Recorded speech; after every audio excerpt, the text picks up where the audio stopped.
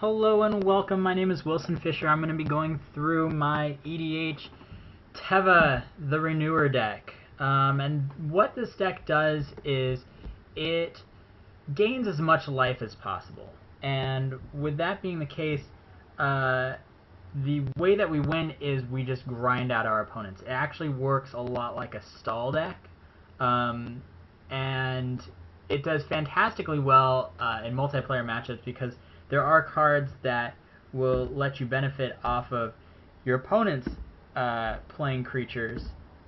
And, not that, but Essence of the Warden, Soul Warden, these kind of cards will let you benefit off of your opponent's playing creatures. Also, you get more upkeeps with things like Celestial Force. You get more land drops with Life Gift.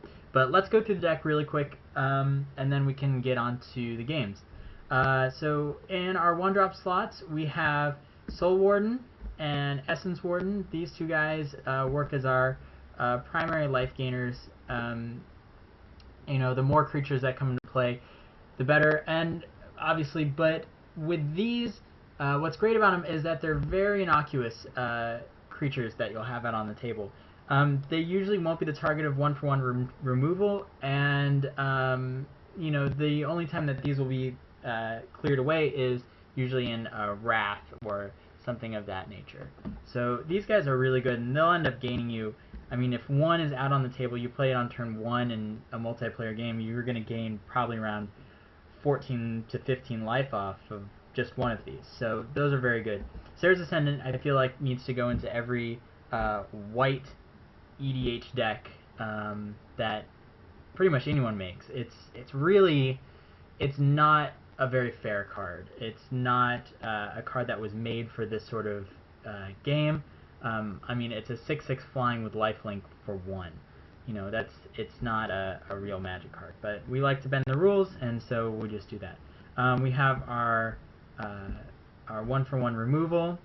We have Condemn. One thing about this deck that I found out is that while we are going to gain a lot of life, as you'll see in the videos to come, but the one problem is general damage, and there's not a whole lot we can do against general damage if we're gaining tons of life. So what I did with this deck is I put a lot of spells that will tuck a general into their deck, such as Condemn, Hinder, Spell Crumple, Terminus, Banishing Stroke.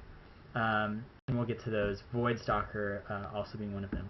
Soul Ring is just a staple, so is Sensei's Divining Top and Expedition Map. Like I said before, Void Stalker tucks cards underneath their deck. Searcher Priest works a lot like Soul Warden and Essence Warden, where you get to gain life equal to creatures coming into play. But your opponents will also get dinged for playing creatures too, so it's good to get in an extra 3 or 4 points of damage with this guy, on top of attacking and whatnot. Snapcaster Mage, Tiago will get us back, tons of good cards with this. Terminus, Banishing Strokes, there's so many value instants and sorceries in this deck that, with Snapcaster Mage, I look at him in a lot of EDH decks almost as a staple in blue decks, even if you're running very few instants and sorceries, just because you do have that chance to just get a little bit more value, and I really like value in my decks. Johnny's Pridemate is one of the first ones that is going to help us with our gain life strategy. With our gain life strategy, we're going to have to get our beat down sooner or later, and Johnny's Pridemate is definitely one that can get out of hand pretty quickly, and we'll see another one coming up really soon that is actually even better than a Johnny's Pridemate. Cyclonic Rift is another staple, sweeps up your opponent's boards. Lightning Greaves and Felwar Stone. Propaganda, War Tax, and Ghostly Prison all work in the same way. Just look at these cards as they're doing actually double duty. Because what this means is that your opponents are not only going to attack you, because they don't want to be paying the life, so you're going to be gaining that life, technically, but then it'll also push that damage towards other opponents, which will make it easier for you to clean up later on in the game, playing one of our other big spells. Path of Bravery is one of the new M14 cards that if our life total is greater than our starting life total, which it usually is, creatures get +1/+1, and if one or more creatures attack that I control, I gain life equal to the number of attacking creatures. Orm's Prayer is a lot like that. Whenever one or more of my creatures attacks, I gain 1 life for each attacking creature. So it's just pretty much the second half of this Path of Bravery, but you know that. Life Gift and Contemplation. I'm going to talk briefly about these two cards. These two cards are really, really innocuous in the fact that you play them and they don't do anything right away. So your opponents are going to say, oh, I don't have to play around this Contemplation, whatever. Life Gift, who cares? You play either one of these on turn 2, or on turn 3, sorry, and you're going to be gaining a lot of life. And you don't even have to do any work for it. It's just, it works on its own. You know, it does all the heavy lifting for you, which I really like about these types of cards, is that they just progress. Same with, you know, these cards over here. These two cards just help your game as the game naturally progresses. So I really like those cards. Bant Charm is another one that actually tucks a general underneath their library, so that was worth noting there. Cultivate and Kadama's Reach, both for ramp effects. Druidic Satchel is life gain. It gets you creatures. It ramps you. It's very, very good. It's just it's kind of a little dirtily. Coalition Relic is obvious. Same with Chromatic Lantern. Chalice of Life. So we can gain life off this, but then it can also function kind of as a win condition. We can just start, you know, pinging our opponents for 5 and just lava axe them every turn. Trostani to gain life and to populate off of things like Thragtusk tokens, and there's a couple other things in this deck that make tokens. I've also had it where my opponents have Beast Within my permanents, and then I play Trostani and start populating and beat them that way. It's very satisfying. Rock's Faithmender is the all-star in this deck. He gains us double life whenever we gain life. Oracle Moldiah, don't have to say much about her. Healer of the Pride is another Soul Warden, Essence Warden, Suture Priest. You gain tons of life off creatures coming into play under your control. Johnny Goldmane gains us life. It also puts +1/+1 counters on your creatures and gains some vigilance, which is actually you know, useful sometimes. Haunted of Cleansing Fire gains us 2 life every turn. Don't have to do anything other than just play the card and just reap the benefits. Return to Dust for pesky permanents that are getting in our way. Solemn, Phyrexian Metamorph. One thing about Metamorph that I've seen a lot of people overlook is that you can also copy an artifact. So if they play, you know, Soul Ring or something, or you know, Staff of Nin, you can copy that, and I've seen a lot of players not remember that.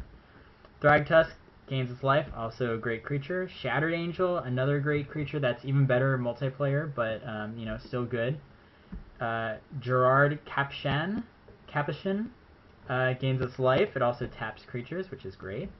Ageless Entity. This is the Ajani's Pridemate on steroids. So Ajani's Pridemate reads, whenever you gain life, you may put a +1/+1 counter onto Ajani's Pridemate. When Ageless Entity, whenever you gain life, put that many +1/+1 counters onto Ageless Entity. So say you gain 2, well, you only put 1 +1/+1 counter on here, where you actually put 2 on here. So a little tricky there. Garrick, a great planeswalker, gives us creatures. Also, looks like one of the only card draw in this deck. There's also this and Staff of Nin, but you know, Garrick is just a good like one-shot draw 6 or something like that. Righteous Cause gains us life whenever creatures attack. You just play it and just reap benefits.